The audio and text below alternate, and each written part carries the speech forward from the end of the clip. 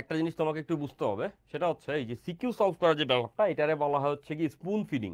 ওকে, মানে CQ solve করে কোনোদিনই তুমি আসলে শেষ করতে পারবা না, কোনো কিছু শেষ হবে না, কিছু সিকিউ সলভ করা হবে, ওকে এ বি ঠিকই, বাট সিকিউ সলভ করে কোনো কিছু কখনো শেষ হয় না। তো আমি যখন তোমাদের ক্লাস নিছি তখন তোমরা খেয়াল করে দেখছো যে আমি সবসময় তোমাদেরকে থিওরি পড়াইছি, থিওরি রিলেটেড সব টাইপের অঙ্ক করাইছি। এইভাবেই আসলে সকল টাইপের সিকিউ পড়ে ফেলা সম্ভব।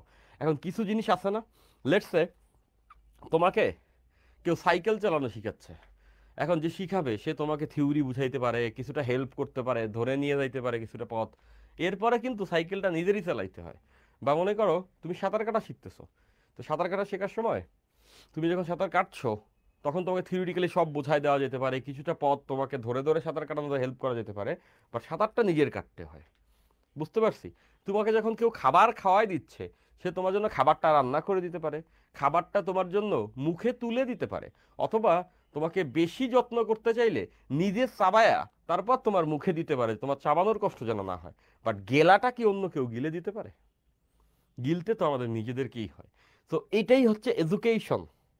সো আমি তোমাদের এই কথাগুলো কেন বলছি, এই যে আমি যে তোমাদের এতগুলো ফিজিক্স পড়াচ্ছি, এগুলো পড়ানোর পরে আমার এক্সপেকটেশন কি, এর থেকে বেশি হেল্প করা যায় না, এর থেকে বেশি ভেঙে পড়ানো যায় না। যেমন এই কোর্সে 80টার মতো ক্লাস হবে, 80+ বা 100টার মতো ক্লাস হবে। দেখো কত ক্লাস অলরেডি হয়ে গেছে, কোনো কমিটমেন্ট ছাড়াই আমি ক্লাসের পর ক্লাস নিতে রয়েছি। তো এই কথার তাৎপর্য কি আসলে কেটি ইসলাম? এই কথার তাৎপর্য হচ্ছে কি আমি সর্বোচ্চ ট্রাই করছি।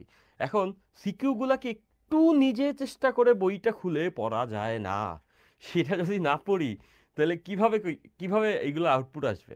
সেটা একটু করতে হবে। তাও তোমরা রিকোয়েস্ট করো, to some extent I will try my best, but অবশ্যই তোমাদের কাছে রিকোয়েস্ট থাকবে একটু বইটা মিলাও, একটু বইটা খোলো, কিছু সিকিউ একটু মিলাই দেখো, তারপরেও আমি I am promising I will do something. Okay, fine, বুঝছি, প্যারা নিও না, অবশ্যই তোমার জন্য দোয়া আছে।